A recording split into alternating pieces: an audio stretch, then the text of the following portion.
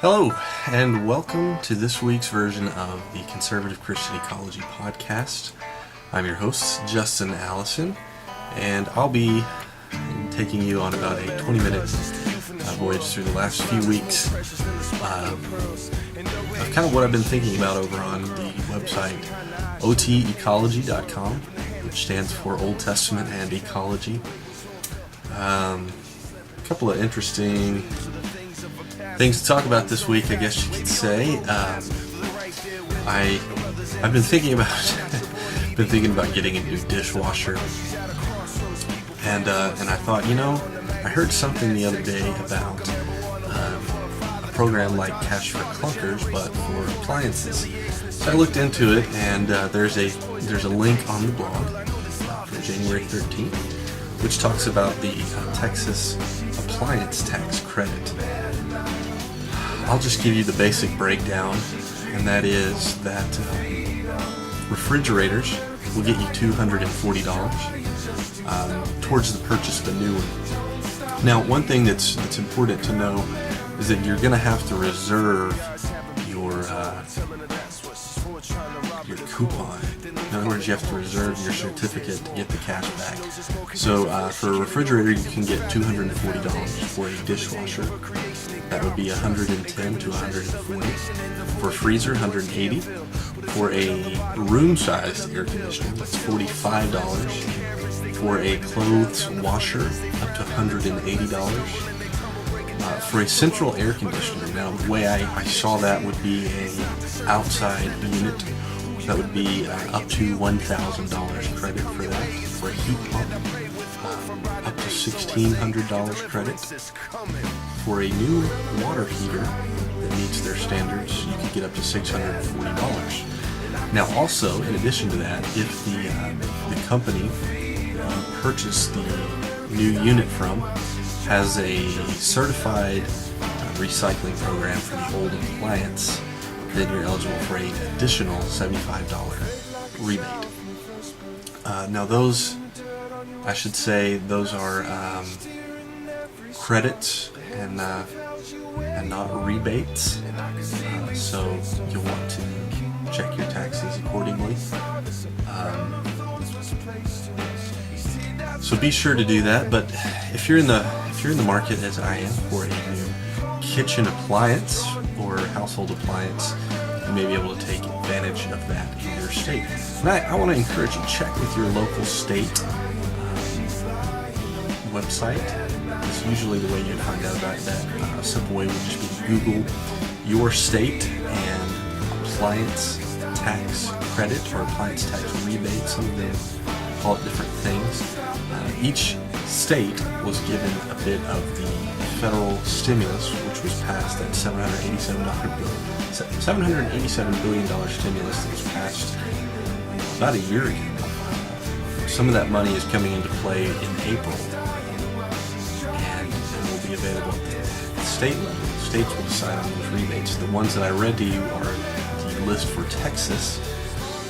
Your state will vary, so be sure that you check around and see what's going on there. I wanted to just mention to you one thing, that the church I attend, New River Fellowship in Weatherford, Texas, one thing that our church does that I really get excited about and am glad to be on board with is supporting people over in the country of Laos, which is supporting them by giving farmers there a fair wage for coffee. I like to drink my fair share of coffee. It's kind of one of my favorite drinks.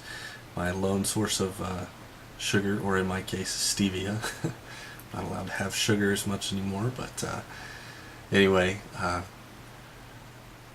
the coffee that those farmers grow, our church has a deal with through a aid organization called Boliven Farms, Bolaven Farms. Again, you can Google that, you can find their website, find information. Basically what they do is they give a fair wage to those farmers.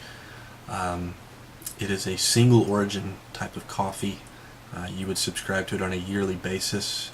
the way our church has it set up is that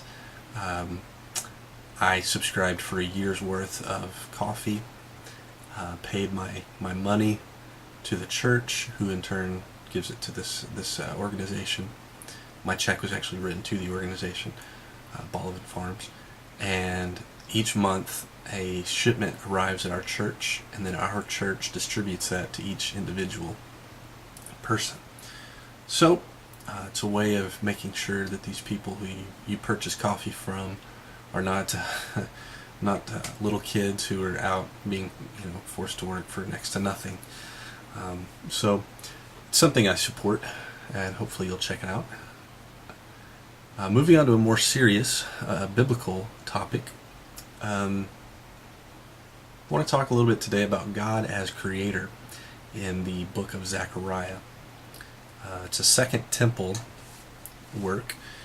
In case you're wondering, that just means that this is a book, the book of Zechariah, which was written after the destruction of the temple, after the Babylonian captivity began in 587 BC. Temple was torn down, people were carted off.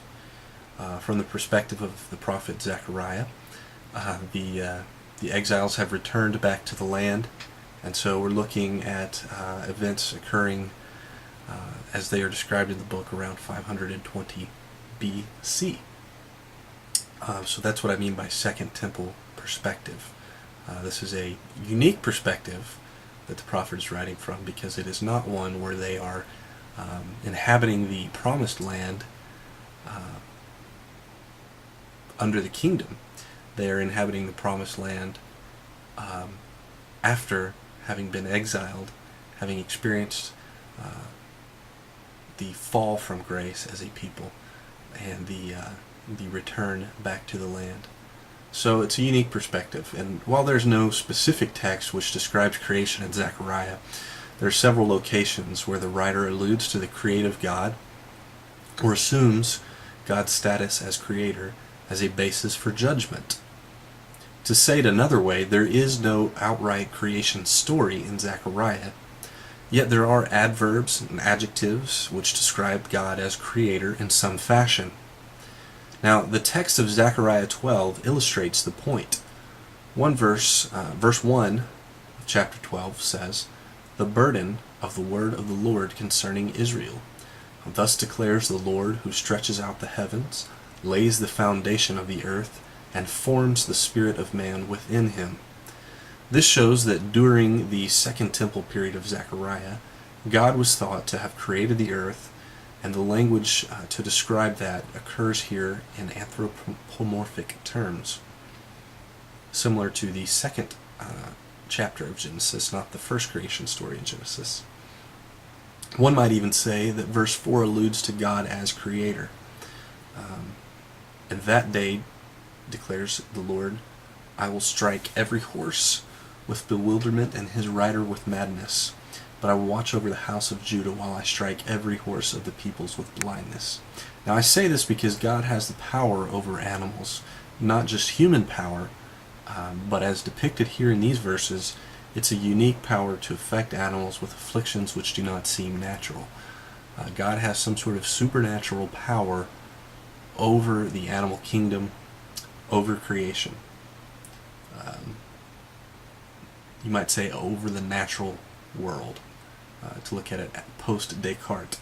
The basis for the right to judge the remnant of Israel in Zechariah 12, 1-9 is that God has created the world and is in charge of it, as well as the conduct of its inhabitants. So he's in charge of not only of how it holds together, but he's in charge of the conduct of the world's inhabitants.